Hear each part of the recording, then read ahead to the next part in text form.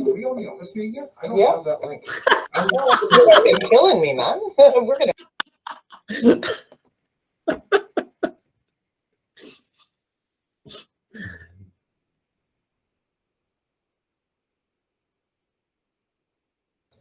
Literally solving world problems this morning. We're going nostalgic. And it's spring. Spring's coming eventually. Hey, it's supposed to be 15 degrees on Saturday. I know. We're going downtown. You should do something outside. We've got our reservation to pick up our takeout order at Mooby's Pop-Up on Sunday. You might call and do. I forgot about that. That's I'm having a cow tipper at 1:15 p.m. Bam.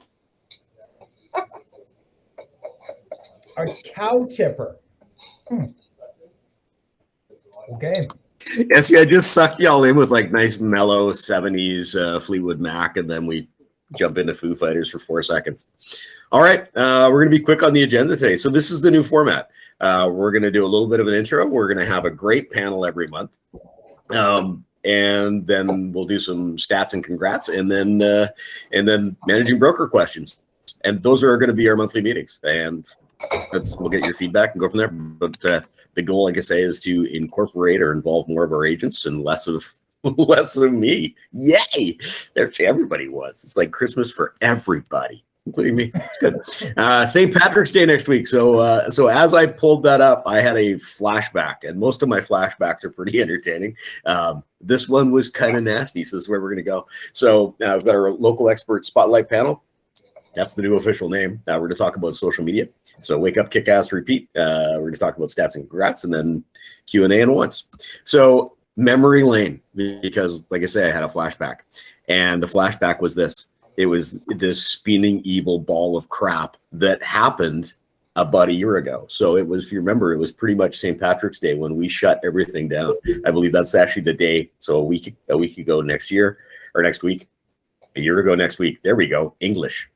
So if you remember, just in case you've forgotten, because it has been a year, you remember the toilet paper thing? You remember where you couldn't buy toilet paper, where people were hoarding toilet paper? There were containers of toilet paper buried in yards all throughout, the world. Is just bizarre. Yeah. You can get all the meat you want, but toilet paper, weird. The border has been shut for almost a year now. I don't know how many packages I've got sitting in Blaine still, but it's probably a lot. I've forgotten. Some of them are probably bourbon. But yeah, so that's been going on. Tiger King. Do y'all remember Tiger King when we all went into the pandemic and everybody went into Netflix and everybody went mildly psycho? Not that there's anything wrong with that.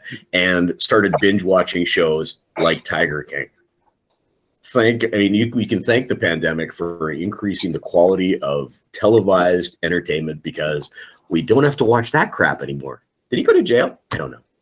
And the most impressive thing is we did not have agents who did this.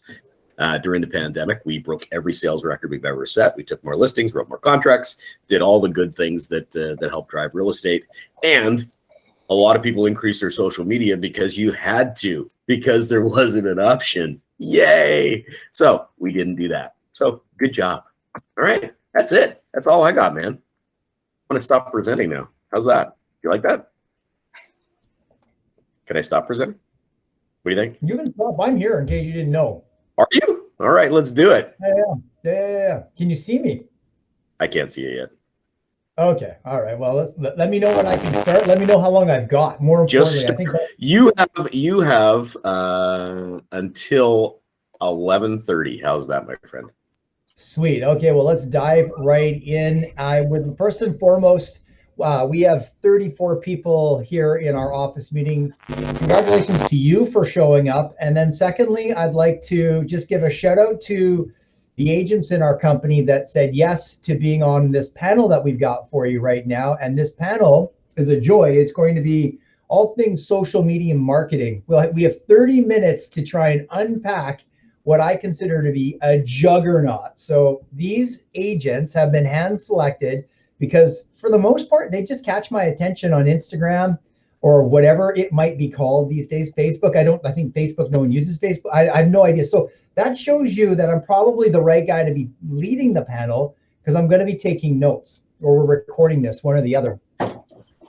We have 6 people on the panel. I'm going to dive right in. First, I'm just going to go with a little round of introductions and how long you've been using social media. Monica, if that's okay, you're in the top left of my screen, and you're not using a virtual background. It is a beautiful background. So let's start with you. Okay. Hi, guys. I'm Monica Harms, for those of you that I have not met. I don't feel very prepared for this because I'm actually in the middle of shooting some listing photos on a rooftop patio in New West. So if anyone's looking for a 3-bed townhouse, I've got one coming up. Josh, where would you like me to start? What would you like me to talk about? So how long have you been using social media? Were you using it pre-pandemic? You're using it obviously in the pandemic, and why? Why that say bus benches or even print? So using social media for marketing, I feel like at this point should kind of be like an old dog, old trick kind of thing. It's been around for a while and we've been using it for a while. I think that when the pandemic started, that's when you really could separate the pack between the people that have been using it already and the people that were like, oh crap, I need to figure out how to use this because it's really important for my business. I think that when we went into a lot of listing appointments, that started to be the first question that people would ask. Whereas before, in the listing appointment, that was kind of like at the end, oh yeah, we've got great online following, and we would kind of barely touch on our social media, and then that would be it. Now it's usually one of the first questions that people ask. I'm sure a lot of you guys who go on listing appointments regularly are hearing that more. I don't think it's too late. Sorry, James is actually moving some furniture, so that's kind of loud. I don't think it's too late to start ever. You can start small. I've seen people that have 100 followers get business from social media. So I've been using it now. I mean, I've been licensed for about 4 years, and I used it from the very beginning. And now it's starting to really work. And so I wanted to say the 4-year mark because, like, there's James there. Hey, James. Hi, everyone. Carla, take note. This is the first meeting that James has attended so far this year. This is the first meeting you've attended so far this year. Yeah. We're going to put every member on your team on a panel, and you're going to be there by association. It'll be fantastic. So I think that just starting somewhere. I think a lot of people get anxiety, and I've noticed it's sometimes older people that just feel like I can't. It's too late. Like there's no way I can do it. But I've seen a lot of people be successful. You just have to start trying somewhere. And if I could say, one of the biggest mistakes is being too shy and not understanding that social media should be social. So interact with your clients, interact with people. If people like your photos or photos, make sure that you respond to them. Don't be that agent that we all know that only posts when they sell stuff. I'm sure that a lot of you guys have unfollowed those types of agents that just say, oh, look what I just sold.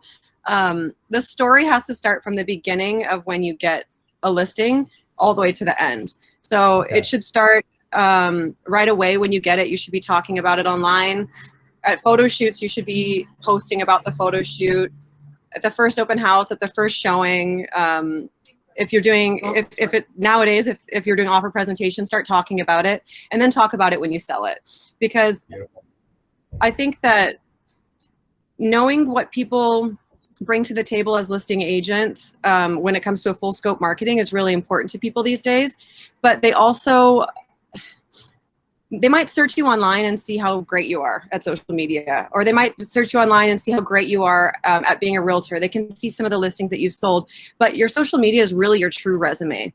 Because if they really want to dive in and look to find out who you are, they're going to look at your social media.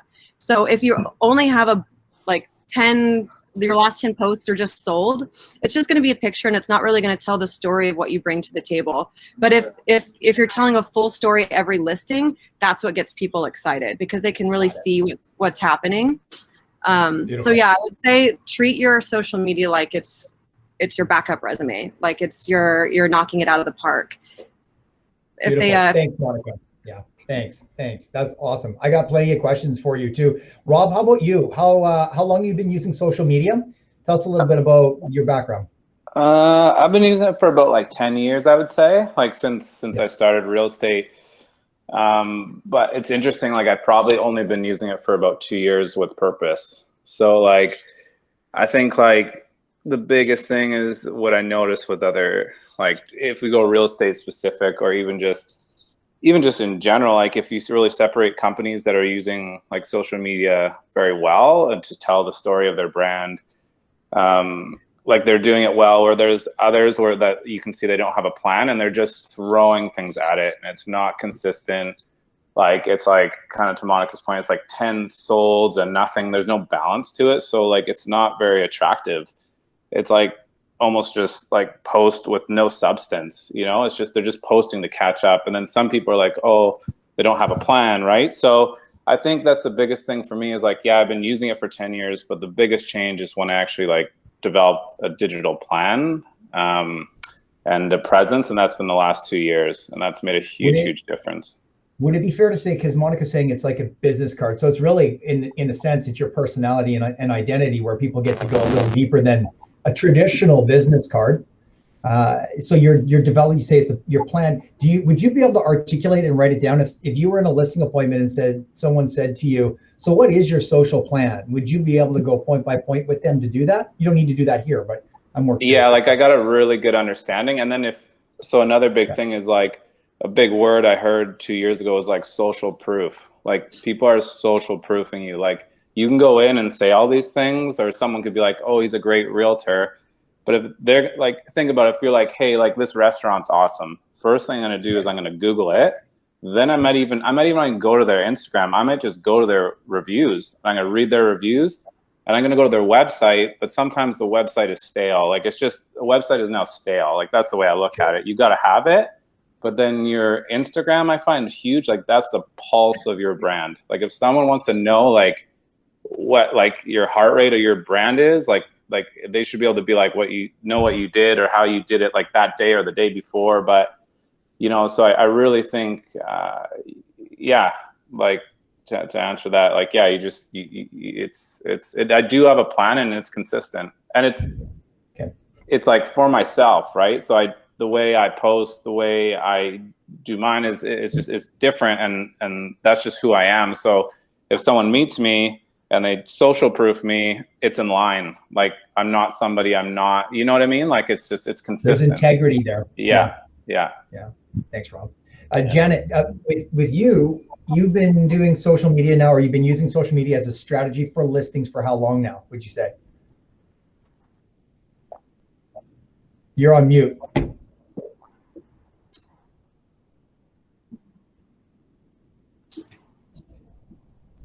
Can I unmute? There we go. Okay. Hey, I'm Janet. This is my 3rd year in real estate, and I've been using social media since the beginning. And both Monica, you raised a great point. It is a resume, and Rob too. You have to be authentic. So I'm using social media. And most of my clients a lot of them are seniors, so they probably aren't on Instagram, maybe Facebook. So I'm reaching the community, I'm reaching media, I'm reaching their children and people that might refer me to them. So being authentic is really important, and it is my purpose. So just gratefully sharing facts, information, so they can take the next steps with confidence. So absolutely, listings coming soon. And Monica, again, following that story all the way. I love Instagram. So I liken it to window shopping, good old fashioned retail shopping, where somebody knocks on your door or they walk by and they like, I like those shoes. And they like it. Then the next time they walk by, they might say, hey, great shoes. So they're walking into your store. So here's an opportunity for you to say, well, okay, here is a potential customer. Here is somebody that's engaged. It is so important to engage back and to say, hey, thanks, thank you, or just ask another question to see if they want more information, or just thanking them for following you or commenting. And I noticed too, Janet, when I've seen your posts, they're not all specific real estate related. So you've been in the Pitt Meadows Art Gallery. You've posted yourself in and around town and in the community, clearly showing yourself off in the areas that you sell real estate. And in one particular listing you had on acreage, You had of course talked about what a beautiful lifestyle home it was. You could go mountain biking, and you were in the video pulling your mountain bike out of the back of a pickup truck, threw your helmet on, and then went for a boot in the back of the property. And I thought, wow, that's cool. Like that would really show off a personality and to what length you're willing to go to promote a listing too. Yeah, and people do business with you because they like you. I mean, there's how many thousands of realtors, they're choosing you because they like you and they trust you. So when you're marketing yourself or promoting yourself, that's a great opportunity to share a little bit of personality about yourself and how you are involved in the community, or how you give back, or how you sell, how you meet with clients, how you are going to promote their property. That's beautiful. Thank you. Nick, I'll go to you, Mr. Nick. So introduce yourself, and then how long have you been using social media? And why? Why are you using social media? Sorry. No, you're good. You're on mute too. You're on mute too. Maybe all panelists can unmute themselves. You're still on mute. I know, I was just joking. Okay. Hi guys, my name is Nick. I've been a realtor for 4 years. Prior to being a realtor, I used to work for TELUS. So along with TELUS, I owned 4 stores. So with that, I was very, very heavy on marketing. I can say that. So I kind of brought some of the traits that I used in TELUS to the real estate world, which has helped me greatly. So I didn't write anything down. I'm just gonna, like real estate, just fake it till you make it kind of thing. Fake it till you make it. So I'm just gonna go over each question. Social media during the pandemic, it has really helped. Okay, so when it comes back to just starting to use social media. Now, I know I talked to a lot of the older guys and they're like, yeah, back in the day, we didn't have that. We were using the newspaper ads, which Josh, I knew you used to do back in the day, radio, wherever you could promote yourself back in the day, right? I'm not saying you're old, Josh. I'm saying, back then, back then they used to use different tactics, right? But nowadays with social media, it's all free, guys. You can get yourself on, Instagram, which is one of the biggest things. We have Facebook Marketplace. It's now even leading to, I don't know if you guys know what this is, but it's called TikTok. And it is a free platform which you can do these crazy, weird video things and all this, but some people actually use it for the real estate, and it does really help out. So when it came to one of the questions where, how did your real estate or the social media itself go through with while the pandemic was happening? While the pandemic was happening, I thought to myself, okay, majority of people are home right now. So do I stop my marketing, or do I stop my marketing or do I stop my marketing, or do I? No time to stop taking listings in the background. No time to stop taking listings. Anyway, sorry. Our office, everybody likes to open the doors even when they're closed. I don't know why. You guys are a family. Yeah, I know. So, so what I did, guys, is I actually spent more money on advertisements, Facebook ads, Instagram ads. And I can tell you right now, 50% of my business comes from online. Literally, I got a lead today. We're going to their house tomorrow. We're going to list it. We're going to go check their property out. We're going to list it. And literally, these are the things. And yeah, social media does help. Number one, Google, right? Just like somebody was saying earlier, when you go to a restaurant, you could have 5 McDonald's very, very close to you, but you're going to Google to see which one is the best, right? And you're going to go to that one, even if it's 20 minutes, a little bit out of your way, because of the service that you saw on Google, you're going to go to that one, right? So that's exactly what I do, is I get my clients to give me Google reviews. You know what I mean? I make sure that my presence online is good. Like when I send an email out to people, it has my check me out on Facebook, Google, Instagram. Like I have all those tags there, guys. And the last 2 listings I got, okay, they just saw my for sale sign. They went onto Google. They typed my name in. They checked out all my Google reviews. They went into my Facebook. They went into that. They already knew who I was before I even picked up the phone and called them. So when I called them, they already were like, yeah, we've checked out your Google reviews. We understand what type of person you are. We would really like to use you because of the responses that we're getting from your clientele and people who are writing reviews. There's something super powerful about other people endorsing you versus you saying who you are, which is really cool. It speaks for itself. I'll tell you that. And yeah, like I wish I could tell everybody else, whoever's not on Instagram, social media, it's free. Yeah. It's free. You know, hire somebody for $5 or whatever. You can even hire an online freelancer using Fever and all that stuff, and they can actually do those things for you. You just pay them. You bet.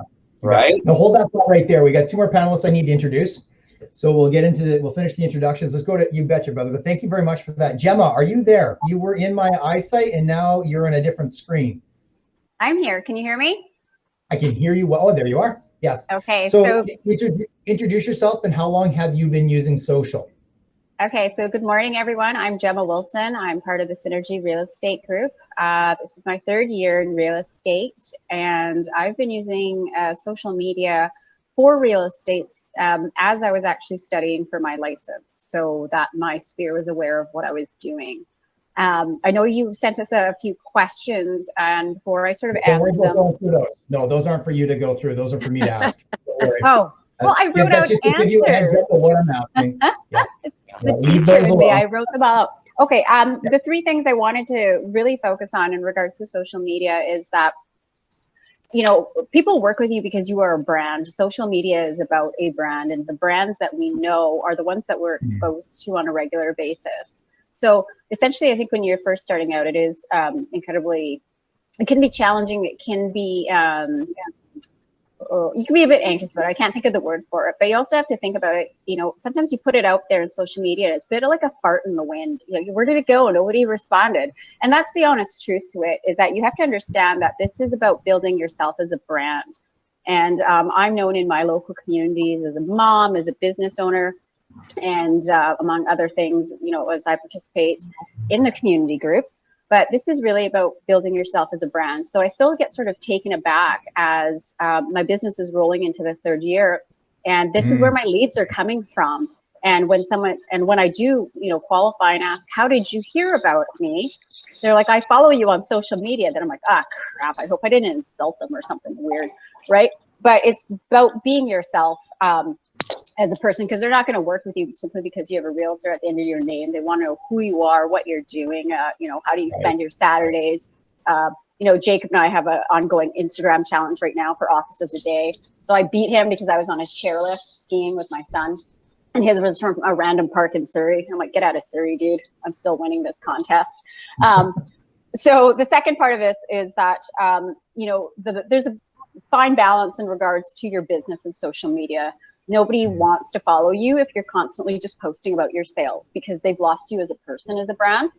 So it's really this balance. I try to take it from 1 business post for every 5 personal posts, so that people know that I actually have a life outside of, you know, what I love to do, even though I love to do it. And I emphasize that with every post. It's not an everyday thing. And people have sort of followed that in regards to, what is she doing? Is she actually doing work in real estate? And what does that look like? So people are following, they're not necessarily engaging with you, but they are following your stories. The other part I want to really focus on is that social media is very much about building your network twofold. One, with your sphere of influence, who's going to tag you when someone's talking about or asking for a realtor. And the other part of it is networking with your other agents outside of our brokerage. I find that's one of the most important things that we actually forget about, because we actually do need to build those relationships, as well as the ones that actually, you know, are simply for buying and selling. And because we're going to find out, we're going to work with them on a regular basis. We want to find out if they've got something for us, or if they're going to be able to spread the word for us, which actually makes our social media more effective. So yeah. Okay. There we go. Thank you, Gemma. Sid, You're are you welcome. on? I am, Josh. My apologies. I was running a bit behind on my other call. No, you're all good. Everyone. Perfect. Thanks. Introduce yourself, who you are, what's your role in social media, how long have you been using it? Does it even work? Jesus. I'll try to wrap it up. I'm not going to take too long. I know there's a couple of other panelists. People want to hear everybody.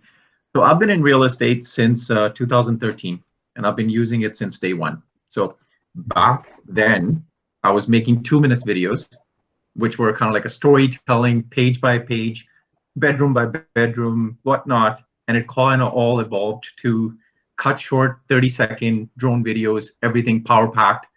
And that's the evolution of social media. So I kind of started like about 8 years ago with day one, kind of like running on social media. I mean, yeah, I was using YouTube and Facebook back then. Of course, Instagram was somewhat floating around, but it wasn't as big. And now it's become a really, really powerful tool. Twitter used to be big, but not so much on the real estate industry side of things. It's almost kind of like communicating the messaging to people. Then, hey, like this is what my open house is. That's about it. You couldn't communicate more than that because of the word limitation and whatnot. But Instagram coming into play and other social media tools like Snapchat and TikTok and whatnot, they really evolved the way we were doing business like back then to what we're doing now. So, yeah. This is a question for all panelists. So randomly you can answer it when you feel compelled to.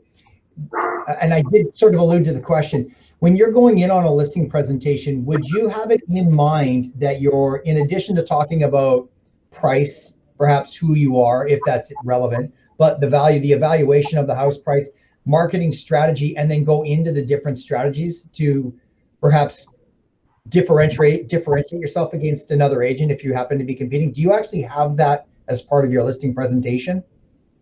Yes. Janet, we'll go with you. You're nodding first, and then we'll go to Nick. Absolutely. Even though some of my clients might not be aware, I still go through how we do a coming soon campaign, how we're going to do a listing, how we're going to promote it, what website it's going to be on, how I'm going to promote it internally on our Facebook pages, and absolutely share with them. Okay. Yeah. So it's important. Exposure. Just sharing with them the amount of exposure. Perfect. Thanks. Nick, your thoughts? Is that a yes? You're on mute, Nick. Sorry, what was the question? I'm trying to load 2 listings as you talk too. I'm just trying to like, no problem. Monica, go ahead. So social media is usually, like I said, one of the first things people ask for me and my team members, because that's usually where everyone finds us. So that's one of the first questions that they ask. We don't ever say that we do it better than anyone else, or we never ever have to say that. I think we speak to our strengths, and social media is one of them. We can show them what we've done, but a lot of times they've already seen it. People have been watching our social media like a year before they decide to list, and then when they do decide to list, we're the ones that they list with. And I think that they love to hear our strategy. They love to hear little anecdotes and success stories, and we do have them. I think success stories is what people want to hear as sellers. There's been times when we've sold listings off market before they've even got to list because other agents saw us telling the story of the listing before listing it. Sellers love that story, and it's true. It happens to us a few times a year. But yeah, we love to tell our story, and sellers eat it up. They really, really want to know. But going back to what I think Rob said earlier was, you have to say and do. You can't say, oh yeah, we're on social media, we market on social media. You have to back it up with the truth, and it has to be there. It has to be seen. Yeah, you can only fake it kind of like for a certain period of time because people will recognize the pattern. Yeah. It has to be authentic. It has to be organic. It does take time to evolve to that position, but you as a personality, you can't really fake it every day. Like, this is who you are as a person. They will catch it up to you. So. And I agree with Sid as well. And for me, myself, it took 3 years of social media every day before people started knowing who I was. It wasn't like a get rich quick scheme, guys. You have to plan everything. You have to post every other day. You have to be top of mind, right? And yeah, Monica's right. Like, even with me now, I have people who have been following me on social media. They add me. They don't even list for like a year and a half, but they look at my social media. And we do like solds, but what we do is we put a story to each sold, right? Of what happened in that transaction. Not only am I telling people what I sold, but the story behind the person, because that story could relate to somebody else, right? And they go, oh, I relate to that story that he had with that client. Maybe he knows how to help me, right? Beautiful. Yeah, Nick. Josh, can I jump in with a question for Monica? Because Of course. so one thing I noticed on your Instagram feed, Monica, or your social media in general, you have Port Moody Life, you got Pomo Life, then you've got your own, and then you've got the G&D site. So do you have a formula with how you post and where you post and that frequency? Well, a lot of it is instinct, to be honest. A lot of it is looking at what we've been producing and trying to find a good fit for it. Pomo Life has been really awesome. I can't say how successful and wonderful and how much Lucas and I have really enjoyed just putting that blog, Instagram thing together. I think it goes back to wanting to be the mayor, the social media mayor of the community that you want to be working in. And that was really me and Lucas's objective when we started Pomo Life. And it's just, there's a really, really strong, it's an arm wrestling match a lot of times to get these listings, especially in difficult markets. And when someone can go on and see, oh, you guys are absolute Port Moody professionals, there's no one that knows Port Moody better than you.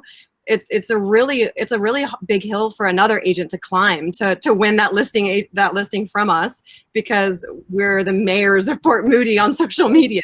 So there's a blend that goes with that, of course, and of course, like what Gemma mentioned, putting in some of your family life and different things is something that's really important to me.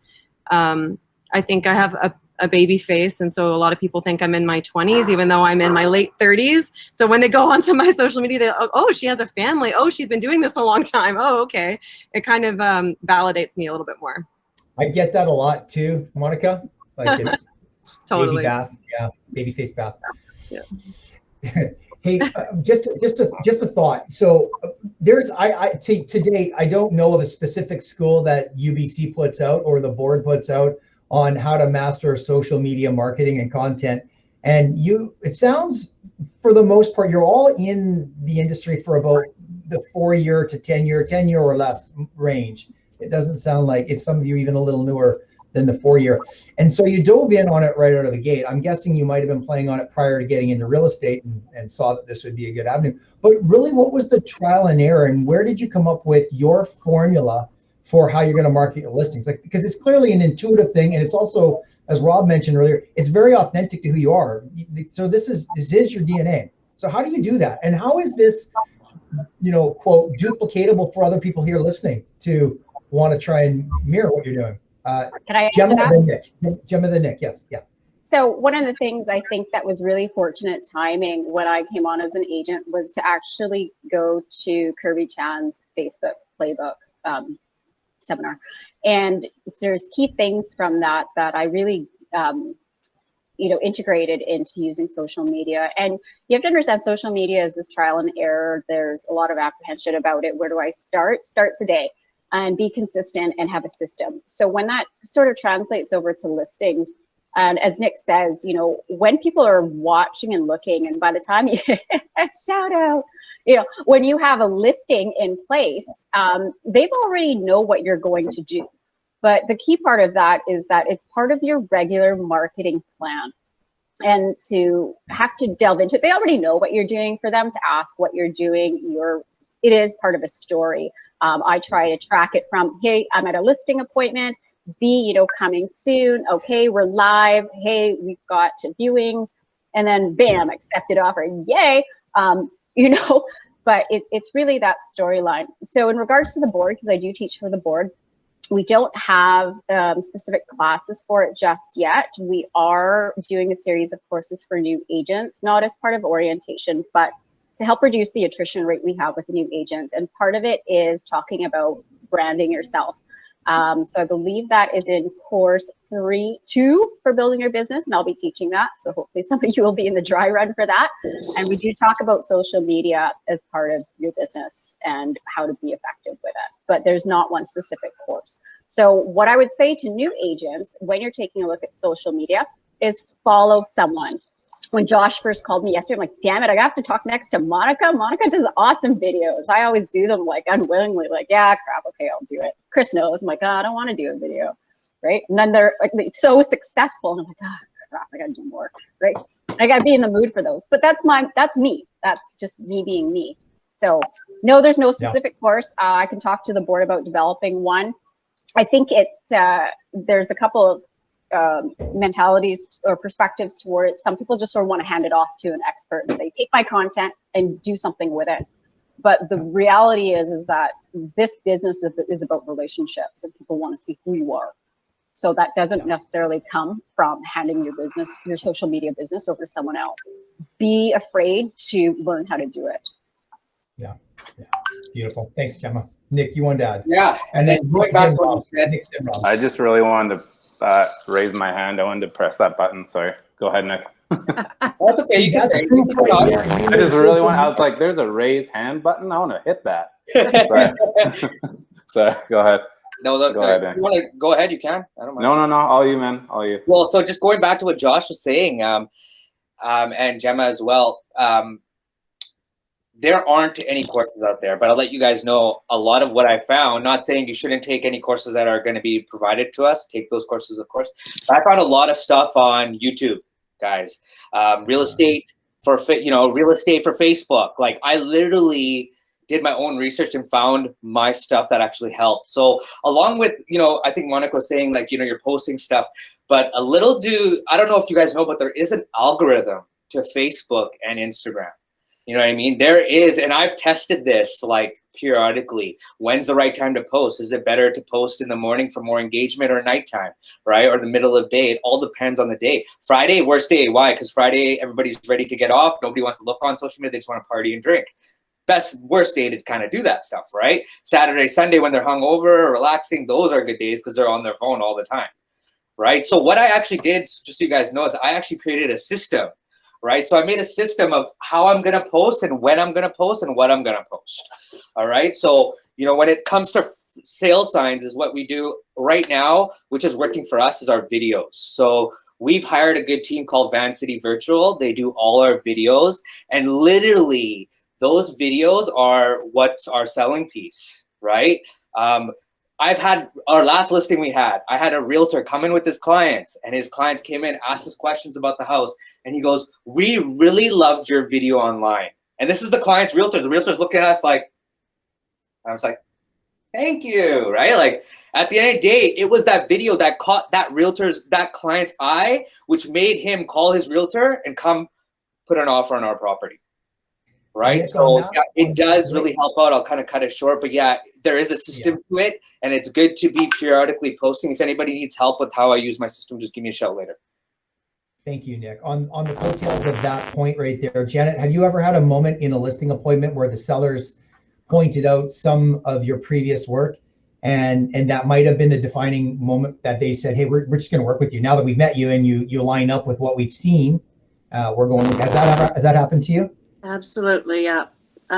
It's funny because my dad, I grew up on the North Shore, and that's part of my market, and focusing on seniors, helping them resize. And my dad still lives on the North Shore. So it's funny, I mention his name, and like 5 times out of 10 people know him, and they'll go, or I'll share a post about my dad, and they'll say, "Yeah, that's great," or I'll comment about it, something that's happening in the community.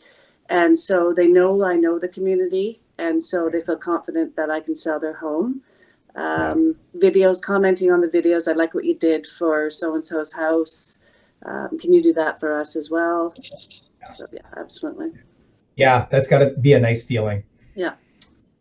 Rob, how about yourself? Has that ever happened to you? You've been in there, someone you didn't know, and then you're in front of them on a listing appointment, and the reason they chose you was because of something you did that you might not have really paid a lot of attention to, or you did, but.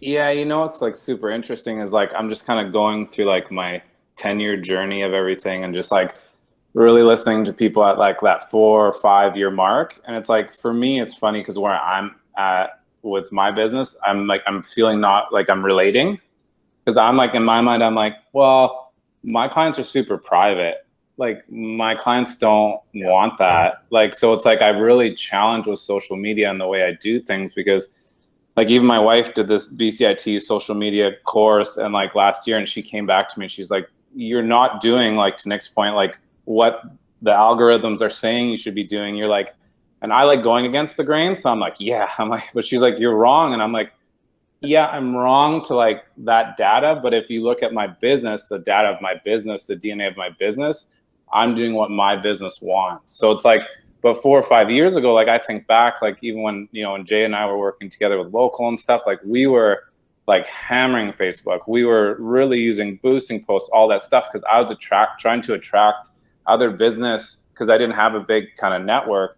Now, as I move into like this stage of my business, like I have to be careful because my network who's referring or repeating, like some of these people are really private. And yeah, they want to see that I'm posted, but like kind of to your point, like, do I get asked when I'm in a listing appointment about my social media? I don't. And because it's like, it's a client from the past, it's a referral. So they're a little bit more private. So I think the biggest thing is you just like, it has to be a part of your business, hands down. You need to know and understand social media, but you also need to step back, and it needs to come from your business plan. You need to look at your book of business. You need to look at what your goals are. As soon as you have those and you achieve the outlook of that, then like your social media plan will just reflect off of that. So you need to, you got to know your why. You got to know it's got to stem from a bigger thing, and that's your business plan. So for me, I can appreciate these things for sure. But if I look at my business, it's like some of it doesn't work. But yes, I still need a social media plan, but my plan is specific to my brand and myself, right? So you just, you kind of it's got to be purposeful, I think. It sounds like it also has to be scalable. So you can either, here's this package or package, here's what I could provide if someone had no inhibitions, and then here's what I'm going to provide if someone was rather private. Yeah, exactly. Because I think it's interesting to look at that, right? Because you really kind of got to know who you're talking to, right? And that. So, because it's not a one size fits all. Like, yeah, you need a plan, you need to be consistent, but you need to be aware of that, right? Because some people don't want things to be out there, right? Even though we all know how powerful it is. Because you could Insta story something. Like I've Insta story something, and then I get a local realtor reaching out, and they're like, well, "Where's that? Like that looks like this street. Like my clients want to be on that street." So it's like I see the power, but it's everything's got to be in balance, right? You have to really just check in with that too. Thanks, Rob. Thanks. Sid, you've been described as the guy that comes up with the story, the ideas of what you're going to do around the approach for your marketing, for your listings when it comes to social. Describe what that means. That was an interesting comment, but what does it mean to you? Well, the way I look at it is, I mean, everything has a storytelling part to it, right? As I said initially, I mean, before you used to tell the stories through newspapers, like, hey, this is a listing, this is the price, boom, right there, like you see everything up front. That has evolved. That evolved into almost kind of like what Rob was saying. Facebook, you were just getting as many eyeballs as possible, right? To likes, shares, whatever not. That evolved into now almost kind of like telling a quick story. So the way the storytelling works, personally for me and for the team itself too, is it varies from what you're actually planning on marketing. I mean, as an example, if you have a condo, you're not going to go ahead and actually show like how lavish or how big it is, depending, of course, if it's not a penthouse. You're actually going to show what the community center, the spa, the pool, and all that stuff, and the facilities with it, and the locality of it.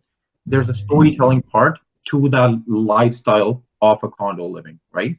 But if you are actually showcasing something that's a multi-million-dollar home, it's stupid to say multi-million because everything is multi-million now in this market. So if you're looking at anything kind of ranging upwards of $5, $6, $7 million, then you're almost showcasing the lifestyle. You are not targeting anybody who's going to struggle to get a mortgage. That's the reality of it. You're going to go after a clientele that is actually already well established. They're going after almost kind of like the lifestyle aspect of things. So someone who can imagine bringing their family or being there on business trips or whatever not that looks like for them. So you have to cater it to what you're looking at. And that part of the storytelling also depends on the campaign side of things, what your campaign is intended toward. If your campaign is as simple as just getting eyeballs from as many people as you want, then that's just a PR stunt. You can have your picture, you can have your own storytelling aspect of things, you can talk about your team, whatever not, the lifestyle aspect of you as an individual. But if you're really planning on getting leads and stuff like that outside of that, then you're looking at the other things. So hello there. So then you're looking at a completely different aspect, because then you're going after the lead structure. Then it has to be meaningful for the people. So that's kind of like the take of things. You have to get creative with each individual case. Well, creative. I hear creativity, but I also hear intentional. Like this is not happenstance, and this is. But it also feels like. I mean, it feels like a lot of things personally, but it feels like you guys have been doing this long enough now to know what is working for you. You've certainly seen it evolve from one thing into another, and you've then capitalized into this concept of lifestyle, which is really why you're on these panels. Because I've watched you put your posts out there, and I've just watched how you communicate a lifestyle and what it is you're doing, and it's beautiful. I love it, absolutely love it, and so I like how you're doing that. It's a really interesting plan. Do any of you ever go in on a listing appointment? Obviously, you've done your homework, you know the house, you know the location, and immediately you're chomping at the bit because you know what you're going to do or what you would love to do where marketing is concerned, and then sort of lead with what you would do for the house if you got the listing. Is that ever a discussion? Do you ever go that route, Monica? Oh yeah, we do it like probably every time. Of course, we get really excited about properties with fantastic views or properties with something unique or special. But sellers love to hear about how much you love property and how much you would like to promote their property in a certain way. Danny and I have been in a lot of listing appointments where just telling the story of how we might tell the story about their property is the deal closer for us. Giving them ideas, showing them that we're creative, showing them that we're excited about it, and that we plan to do it, something a little bit more special than just taking photos and putting them on MLS. Yeah. Most people, when they bought their property, they fell in love with it, and they want the next person to fall in love with it, and they want a listing realtor that falls in love with it. So it's all a very emotional process, and just showing them that you care and you're excited goes a long way. I think the master plan should be to participate in panels from your latest listing and walk around like Monica's been doing for the last hour. It's a great idea. Gemma, then Rob. Gemma. So I think, what Monica's saying is right, is whenever we're taking a look with the majority of our clients and they're purchasing, is that there's an emotional tie to this. So there needs to be the consistency of what is that one thing that's going to stand out about this property, and that we talk about it further or way ahead of us actually writing that marketing description on a feature sheet. So it's even just making a point to ask that question: what do you love about this place? Not to keep them there, but tell us why you bought this place. What did you love about this? And for asking that help from your clients as well doesn't mean you don't know what you're doing. It just really means that we get more information to be able to market their property better. But that consistency has to be there, because if you start doing a video and talking about, oh my God, like this is fantastic, this is such a great feature, and then you don't mention it in your marketing, they're going to have questions. So it's stumbling distance from the brewery. No, that's Monica's area. I don't work around the patio right now. That was amazing. Anyways, so consistency is key if you're going to take a look at doing those videos and your stories. Gemma, thank you. Thank you very much. Rob? I kind of say like MLS is like a shelf and like your house is a product. So it's like you kind of got to package it, right? You got to market it. You got to put it on there. And sometimes it's interesting because like the best branded product is not necessarily the best product. Like it's just like we're all guilty of it, right? Like we will be like, oh wow, look at this. It looks so great. And then you unbox it, you look at it and it's garbage, but the box was really cool and the way it's packaged was really cool, right? And then if you merge those two, you do like an Apple. Packaging is great, it's sleek, everything. You open it up, you turn it on, it's seamless. It's just like your expectations are really managed there, and it's usually like like it's never mismanaged. So I think you got to do the same thing when you storytell a product. Like, yeah, it's great, you can build the hype for it, but if someone comes in and looks at it and it's not better than they saw it online, you've mismanaged your expectation. Like it needs to be better when they show up in person, because photos and marketing tools, like we're guiding their eye, right? As soon as you get somewhere in person, your eye is picking up way different things. So if there's a disconnect there, it's disconnected, right? I think when you start to talk like that, you remove like the emotions away from it, and you're starting to engage with them more on a business level. And you always got to be sensitive. If someone's lived there for their entire life, like you can't just be like, this is now a product. Like, I don't care. Like, it's like, there's again, it's a balance, right? But you need to set the expectation of what it truly is. And it needs to, again, be consistent through your marketing. And even when they show up, right? Like that's the game changer. When people show up, if you've over marketed, like that's my opinion on twilight photos sometimes. Like I love twilight photos forever, but there's a disconnect with it sometimes. Like people are like sucked into it. It's great. You get their attention. And then when they show up, they're like, well, wait a minute, this doesn't look at all like this, right? And so, you know, it has to be consistent that way. So yeah, and I think the big product, like identifying it as product and then investing in them.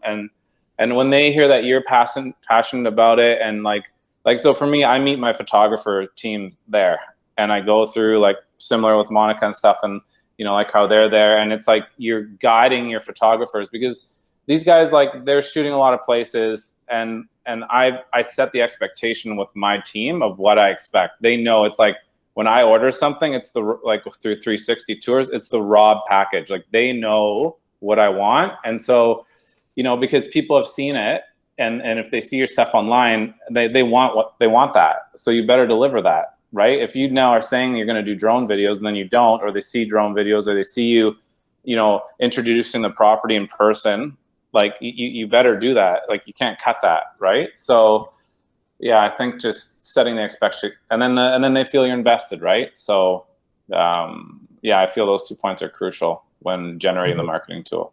Beautiful, Rob. Yeah. Rob, thank you very much. No, I have to cut us off. I'd love for all of you just to unmute yourselves, and I want to thank you all for being a part of the panel. I am 5 minutes past our time. I do believe that this is worthy of a class. What was that? Oh, I'm 10 minutes past my time. Thank you. If it was an issue, I'd stop. I'll always cut out my part. I'll leave my bits to the end. We're good. Monica, Gemma, Sid, Nick, Janet, Rob, thank you from the bottom of my heart. You guys were generous. I'm grateful for what you've shared. I'm grateful for your time and for being here. Thank you, Janet. Thank you, everyone. I appreciate it. Yeah, this has been fantastic. So we are starting a series of masterminds. We're going to call it a pop-up mastermind because we didn't actually put it on the calendar. This Friday at 11 o'clock, we're booking 2 hours. Gemma's going to be on there. I'd love to have these panelists back in. The theory is we're going to start with agents who are relatively new in the industry or doing under 10 deals a year, who want to ramp up their business and how they're pivoting in this market. And then next week we'll do kind of that middle group of agents where the bulk of our people are. And then we'll have a mastery one so that, you know, the big kahunas can sit around and have adult conversations. I don't know. I'm not invited to that one. So anyway, fantastic. Thank you so much. And yeah, we'll do this. I do this all day long. So before we're going to jump into our stats and congrats, but I want to give our managing brokers a few minutes to chat. So Carol, are you there? Anything we need to talk about? Josh, you're still here? I'm still here, but I was getting myself. But yes, yes. No, you're not off the hook yet. This is the Josh Bass show. Yeah, run away. Oh, okay. Oh, just you there? something quickly. Cool. I've had a couple of agents that were wanting to do assignment contracts, which they're not my favorite thing to do. But at the end of the day, the original contracts were not even acceptable as an original contract. So you couldn't have done even an assignment contract. Things like initials missing on the original contract. So again, that would have been an expired contract. A developer one, they had the price was the same price, even though the deposit was there, so they hadn't subtracted the deposit amount, et cetera, et cetera. So before you start doing that, check the original contract before you even think that you're going to do an assignment, and make sure it is assignable and all the information on the original contract is actually acceptable, not expired, et cetera. Cool. We are starting to see, I don't know, some of the fallout of being in a pandemic and a lockdown for the last year, right? I made the analogy. It was like, anybody seen the movie Kingsman? It's, you know, at the end when all the heads explode, right? That's what's happening with people. And it's just, be very aware of people's sensitivity levels. Yes, I just used the word sensitivity. I went through a class. So we're all really kind of on edge.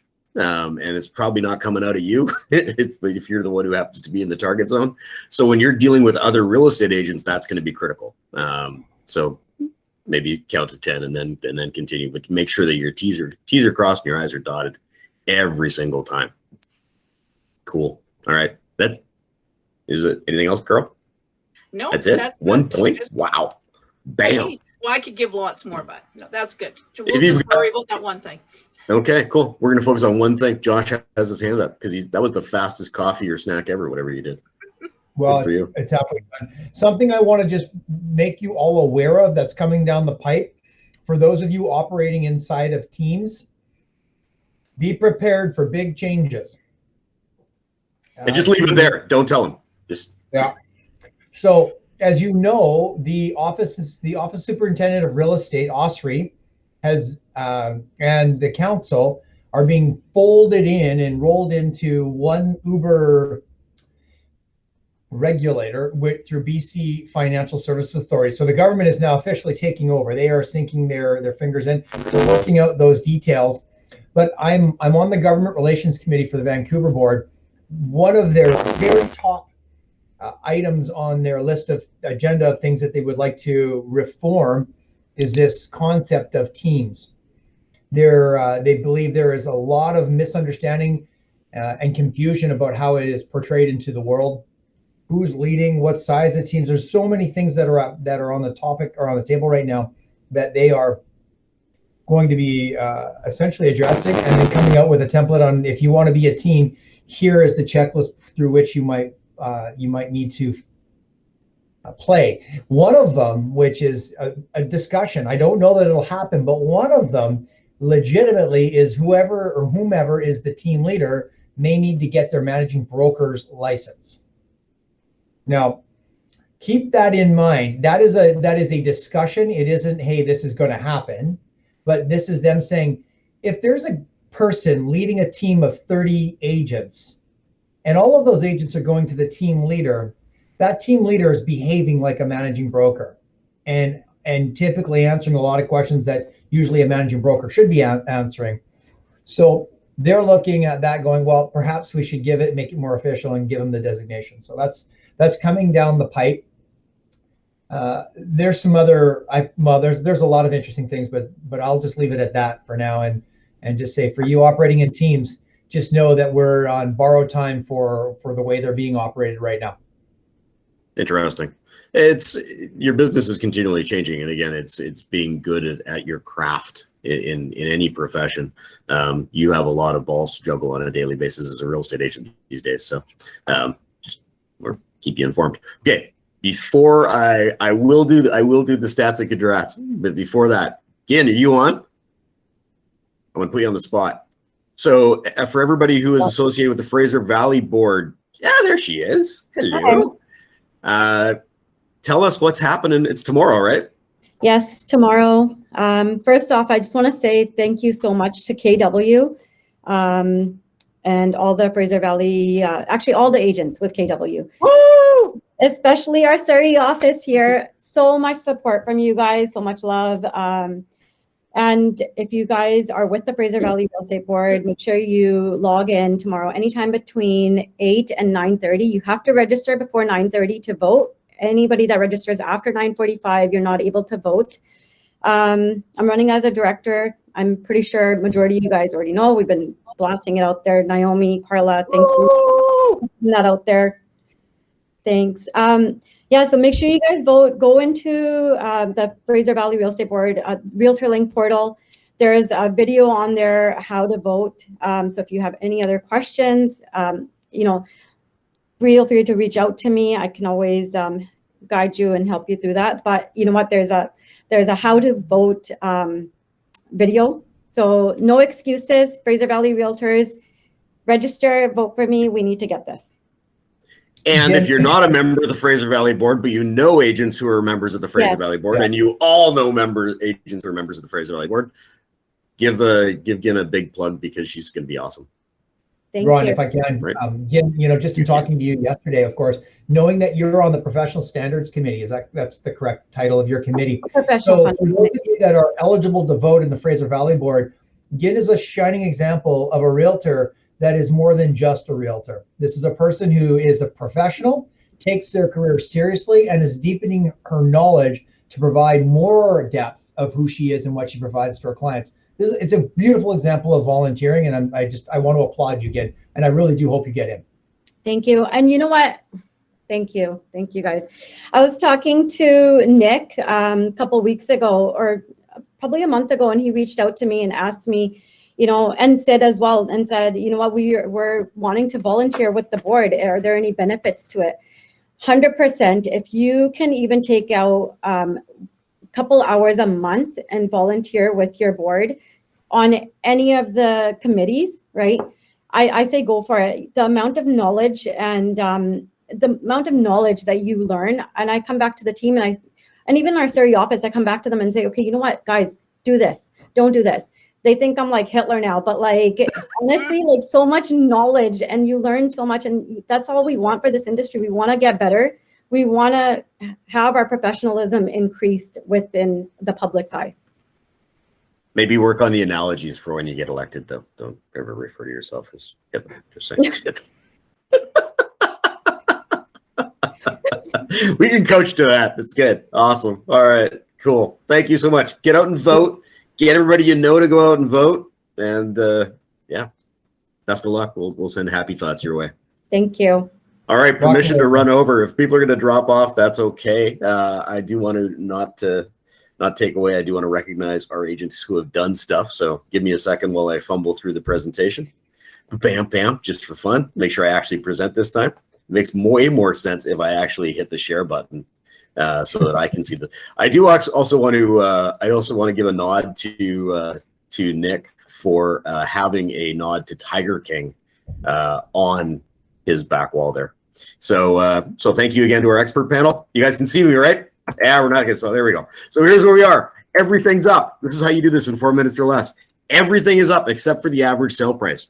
So if you're wondering if you're working harder for more money, the answer is yes. Yes, you are. You're working harder for more money. So average sale price is down 15%. Everything else is up. Look at the closed units. Look at the listings taken. Let's take a look at the listings sold number. You're talking 150% increases in a lot of categories. So yeah, take some time for yourself. Take a deep breath. Drink some bourbon, whatever you got to do. Just not to excess. You know, cappers for last month. Megan, Jason, Denny, Nicole, Rippin. Denny finally sold something. Yay! Just joking. Renata, Ray, Melissa, Thomas, and Carveer. Congratulations on the cappers. We love cappers because now they're like freeloaders. Now they don't pay us any money. It's fantastic. We love that. We want you to put way more money in your pocket than our pocket. It's weird. It's like reverse business. All right, the home run award.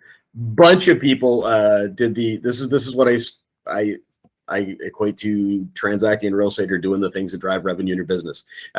Everybody should be on this list. We should have 300 plus agents on this list every month. I should need 19 slides. One listing taken, one contract written, one contract closed. So that means you're putting stuff in your funnel. You're doing business that's going to be in your bank account next month, and you put money in your bank account this month. Yay! For luxuries, like, you know, food and gas, and food that gives you gas. All right. For top written volume awards, number one, VJ. This is almost a Surrey sweep, by the way. VJ, JP, Nick, Lau, Cam, Nick and Cam hanging on the same room, and Tanya sneaking in to mess up the Surrey sweep. So congratulations. On the team side, the Lap Group, the Lucky Kill team, Huber team, Nikki and Brian team, Bode Real Estate Group. On the group side, the Partners Marketing Group. Partners Marketing Group was the #1 group in all of Canada for Keller Williams last month. So if you see Trevor, just backhand him. He can take it. He works out. The G&D team, the McNabbs, the Omni Real Estate Group, and the Versity Group. So congratulations, folks. And then on listings taken volume, JP #1, Cam #2, Tanya #3, Rob, hey, and Tom Harvey. Hello, me there you go. Take pictures, guys. There you go. As far as teams go, the Bath Mackay Group. Look at that. It's not by accident. The Lap Real Estate Group, Sunny Bar and Associates, the Huber team, the Drummond Real Estate Marketing Group, and then on groups, the Partners Marketing Group, the Omni Group, the G&D team, the McNabbs, the 6th Avenue Associates. If you see the repeats on names, it's not by accident. These are the people who have, you know, you're building out your business, and you should, instead of go, yeah, they're always on the screen, follow to what they're doing. Copy them. R&D, rip off and duplicate. Individual agents, top 1, VJ, Renee. I like it when I'm doing the slides and I just use the same name for everybody. It's great. Mr. Naker, Seema, and Gary Badisha. Again, without Seema, that's a Surrey sweep. So congratulations, folks. Teams, Team Aragon, the Thornton Group. If you want to know how to blend real estate and food, Colin is your go-to guy. I just do the food. The Abode Real Estate Group, the Huber Team, Bath Mackay Real Estate Group. Congratulations, Josh and Aaron. Actually, more Aaron and Josh now these days. And groups, Partners Marketing Group, 604 New Home, the Kelly Fry Team, the McNabbs, the Omni Real Estate Group. That's listings sold, listings closed, or top closed volume. VJ, Renee, Gary, Tanya, and Vic. Top teams, the Thornton Group. He will celebrate with brisket. The Abode Real Estate Group, the Huber Team, Team Aragon, the Bath Mackay Real Estate Group. Guys are in there all the time. And on the group side, Partners Marketing, 604, G&D, the Versity Group. There you go. Get out and vote tomorrow. And the Kelly Fry Team. And then the big one, money in your pocket, top gross commission income. Number one, VJs. So if you're looking to borrow money or you want to go out for lunch, VJ's your guy. Renee, Seema, Tanvir, and Bina. Yay! Bina's been in real estate like 4 minutes. She's awesome. And as far as teams go, the Thornton Group, the Abode Real Estate Group, Team Aragon, the Huber Team, Nikki and Brian Team. And then on the group side, the Partners Marketing Group, 604, the Kelly Fry Team, the McNabbs, and Market Real Estate Group. So congrats, everybody. That is fantastic. We have already done our managing broker time. Any last minute needs and wants besides getting your butt out and voting? Who's MB this week? Great question. Check your calendar for local listings. Can we have that posted at the top? The Facebook group. We've been posted everywhere. Oh. Anyway, it's all right. Cool. By the way, hey, actually, sorry, on this note, sorry, someone answer the question?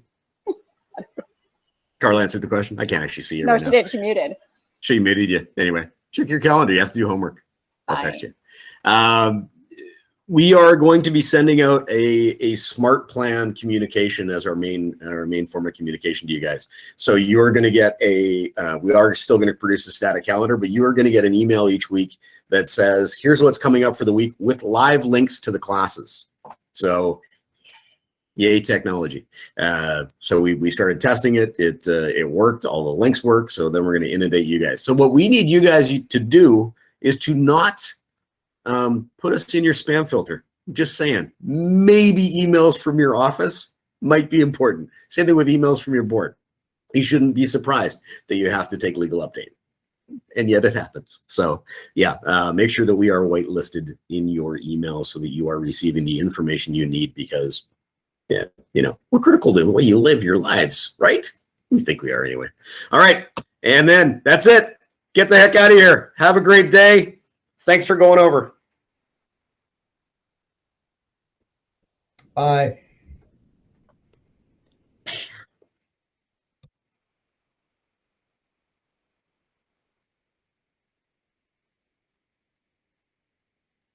Ba-doop, ba-doop.